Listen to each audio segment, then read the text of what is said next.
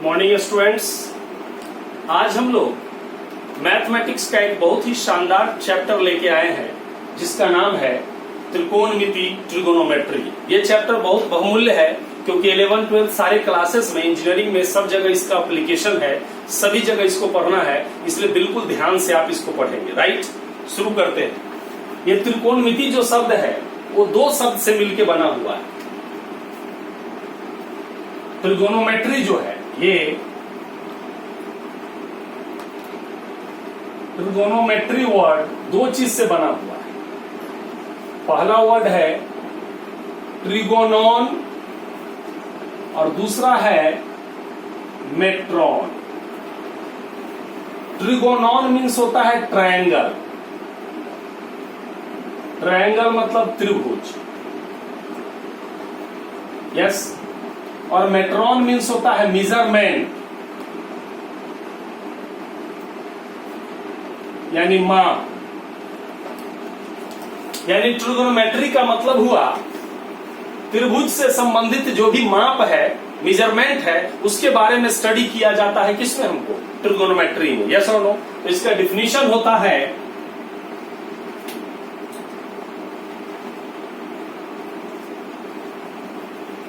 गणित की वह शाखा जिसके अंतर्गत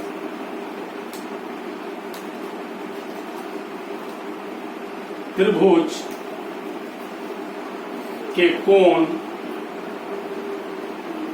भुजाएं एवं उससे संबंधित प्रश्नों का अध्ययन किया जाता है, उसे क्या कहते हैं? उसे त्रिकोणमिति कहते हैं। क्या कहते हैं साहब? त्रिकोणमिति कहते हैं।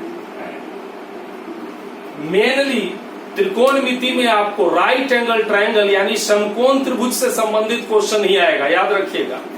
तो राइट एंगल ट्रायंगल क्या है? समकोण त्रिभुज वैसा त्रिभुज है जिसका कम से कम एक एंगल कितना डिग्री हो? 90 डिग्री हो। और जब एक एंगल 90 होगा तो एक ही होगा, एक से ज्यादा कभी ट्रायंगल में 90 डिग्री नहीं होगा, क्योंकि ट्रायंगल में तीनों एंगल का योग 180 डिग्री होता है। तो अगर एक एंगल 90 डिग्री हो गया तो बाकी दूसरा को कोई चांस नहीं है। अगर दूसरा भी एंगल मान लिया जाए 90 डिग्री हो गया तो दोनों एंगल मिला के ही 180 हो गया, तो तीसरा एंगल क्या होगा? तीसरा भी तो कुछ होना चाहिए। यस। इसीलिए किसी भी त्रिभुज में एक से अधिक समकोण नहीं हो सकता है और एक से अधिक कोण भी नहीं हो सकता है, लेकिन हाँ, एक से अधिक न्यून कोण जरूर हो सकता है। क्लियर है? अब ध्यान से समझिएगा। कॉन्सेप्ट दे रहा है बहुत इंपॉर्टेंट। ट्रिगोनोमेट्री में यही कॉन्सेप्ट पर काम होगा।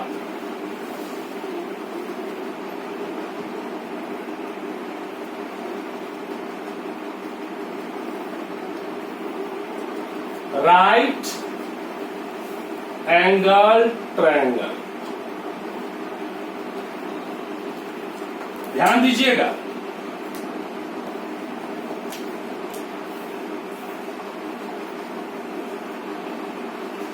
ये एक समकोण त्रिभुज है ABC, जिसमें समकोण कहां पर बना हुआ है? B पर। ये 90 डिग्री कहां पर है साहब? B पर बना हुआ है। राइट। त्रिभुज ABC क्या है? एक समकोण त्रिभुज है जिसमें एंगल भी कितना डिग्री है? 90 डिग्री है। क्लियर है? अब एक चीज जानिए, पाइथागोरस का एक थ्योरम था, ठीक है? पाइथागोरस जी ने बोला था कि किसी भी समकोण त्रिभुज में, याद रखिएगा, पाइथागोरस का थ्योरम केवल और केवल समकोण त्रिभुज में ही यूज होता है, याद रखेंगे। तो पाइथागोरस जी बोले थे कि किसी भी समकोण त्रिभुज में कर्ण का स्क्वायर यानी कर्ण का वर्ग अन्य दो भुजाओं के वर्गों के योग के बराबर होता है। हालांकि वो जो दो भुजा है कर्ण के बाद, उस दो भुजा में एक को लंब कहा गया और दूसरे को आधार कहा गया। इसका मतलब है कर्ण का वर्ग लंब के वर्ग और आधार के वर्ग के योग के बराबर होता है, उसके जोड़ के बराबर होता है। यस और नो? ध्यान दीजिएगा, मैं यहां समझा रहा हूं, उसको ध्यान से समझना है, गौर कीजिएगा। जनरली क्या होता है कि लोग इसको कर्ण मानते हैं। क्या मानते हैं? इसको कर्ण मानते हैं, इसको आधार मानते हैं और इसको लंब मानते हैं जनरली। ठीक, इसको क्या मानते हैं? कर्ण, इसको नीचे वाले को आधार और इसको क्या मानते हैं? लंब मानते हैं। यस और नो? ठीक है, ध्यान दीजिएगा। लेकिन इस चीज को समझना है कि कर्ण तो पक्का पक्की यही होगा, लेकिन ये आधार भी हो सकता है और लंब भी हो सकता है, और ये आधार भी हो सकता है और लंब भी हो सकता है। नहीं, ये लंब कहा जाएगा 100% ये सही नहीं है, और ये 100% आधार कहा जाएगा सही नहीं है। ये इस बात पर डिपेंड करता है कि किस एंगल को कंसीडर किया गया। 90 डिग्री के सामने वाला भुजा हमेशा कर्ण कहलाएगा, और थीटा, जिस एंगल को ट्रिगोनोमेट्री का जो एंगल आप कंसीडर करेंगे, उस एंगल के सामने वाला भुजा लंब कहलाएगा। तो कर्ण पता चल गया, लंब पता चल गया, तो आधार ऑटोमेटिक पता चल गया। ध्यान दीजिएगा, आप इस चीज को कॉन्सेप्ट लीजिए। जैसे पहले समझिए, 90 डिग्री के सामने की भुजा,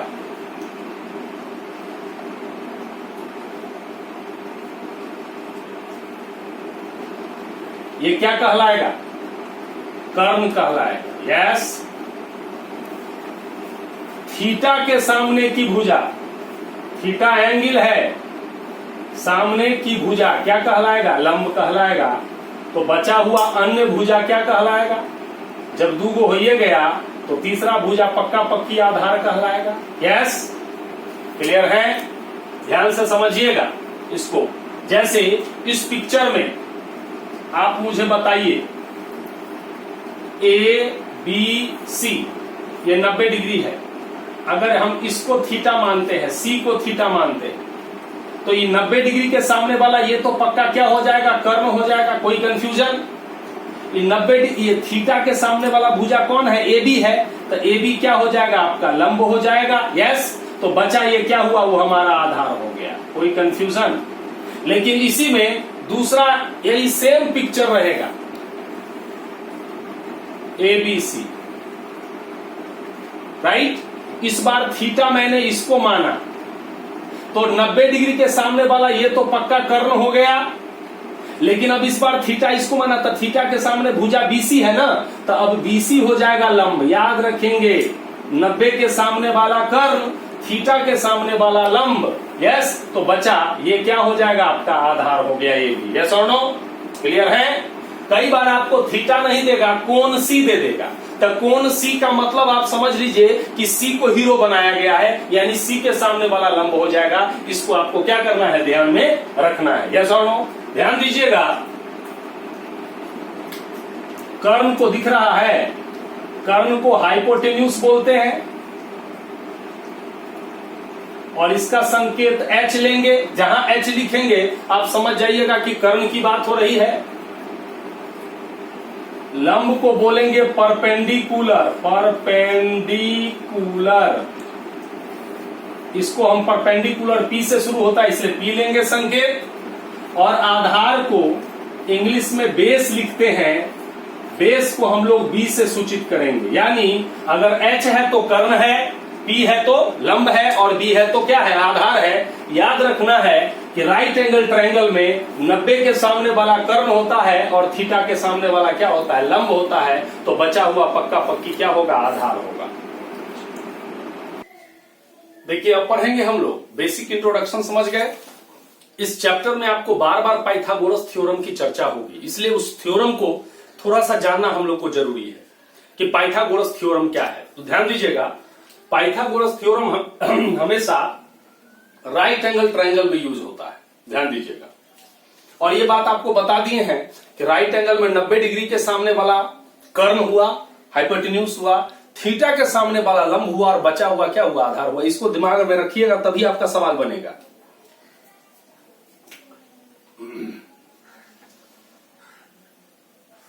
ये राइट एंगल ट्रायंगल है, ए बी सी।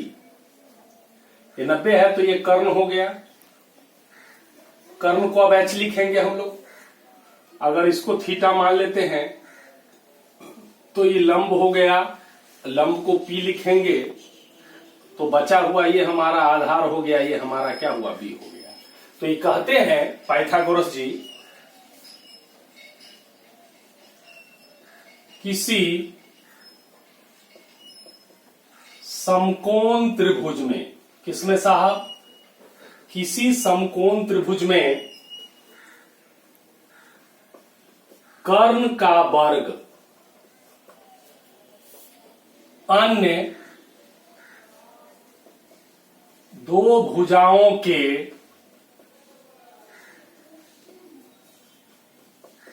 वर्गों के योगफल के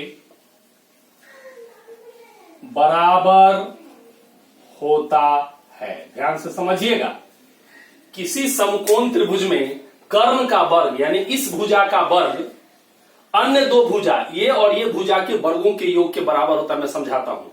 पाइथागोरस जी ने लंब शब्द और आधार शब्द का प्रयोग नहीं किया था, उन्होंने केवल दो भुजाओं का प्रयोग किया था। हम लोग अपने हिसाब से थीटा के सामने वाला को लंब लिए और बचा हुआ को क्या लिए, हम आधार लिए। यस, तो उन्होंने क्या कहा, कर्ण का वर्ग यानी कर्ण कौन है भाई, एसी।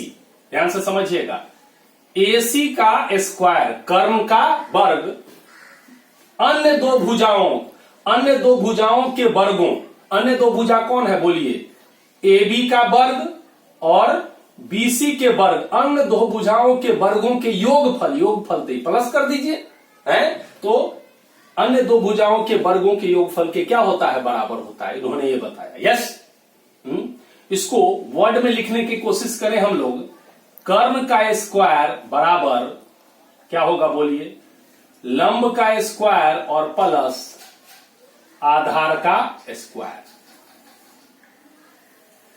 राइट, अब यहां से ध्यान से समझिएगा, यहां से कर्ण का स्क्वायर एच स्क्वायर बराबर लंब के जगह पी स्क्वायर और प्लस बी स्क्वायर हुआ।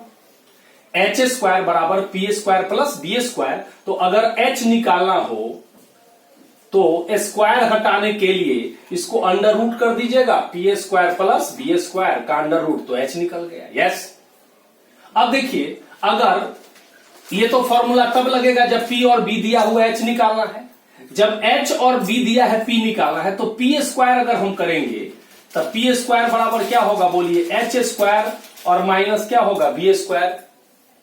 तो यहां पर P बराबर फिर वही बात, अंडर रूट क्या कर देंगे, H स्क्वायर और माइनस क्या हो जाएगा, B स्क्वायर। कोई कंफ्यूजन?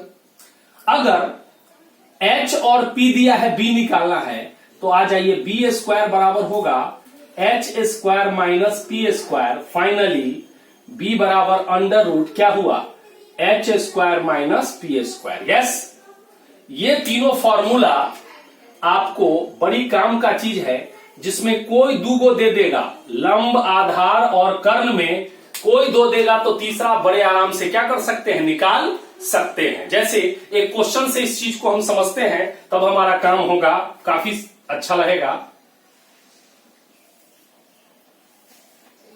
ये ए बी सी एक क्या है साहब, त्रिभुज है। यस, ठीक है, समकोण त्रिभुज है, जिसमें मान लिया जाए ये हमारा 5 दिया है सेंटीमीटर, या 5 मान लीजिए, सेंटीमीटर यूनिट बाद में दे दीजिएगा।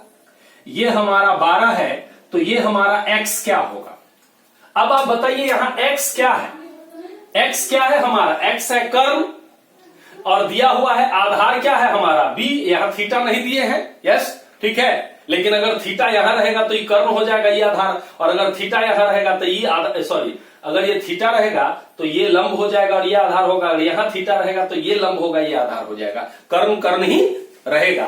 अब x निकालना है, तो आइए सॉल्यूशन में, x यहां कर्ण का काम किया, सॉल्यूशन में x स्क्वायर, कर्ण का स्क्वायर बराबर इसका स्क्वायर प्लस इसका स्क्वायर होगा, तो 5 का स्क्वायर और प्लस 12 का स्क्वायर हुआ, तो x बराबर अंडर रूट 5 स्क्वायर प्लस 12 का स्क्वायर, यानी 5 25 और प्लस 144 169 कीजिएगा तो 13 आ जाएगा, यानी x बराबर क्या आया, 13 आया। यस, सेंटीमीटर है तो सेंटीमीटर दे दीजिए, मीटर है तो मीटर दे दीजिए। कई बार ये दे देगा, ये दे देगा, ये कहेगा निकालने के लिए, तो आप ये वाला फॉर्मूला लगा दीजिएगा। अगर ये और ये दे देगा, ये कहेगा तो ये निकाल लीजिएगा। यानी आपको अगर इस तीनों में से कोई दो दे देगा तो आप तीसरा बड़े आराम से क्या कर सकते हैं, आप निकाल सकते हैं। ये बेसिक कॉन्सेप्ट था किसका, हमारा ट्रिगोनोमेट्री का। ठीक है, थैंक यू सो मच।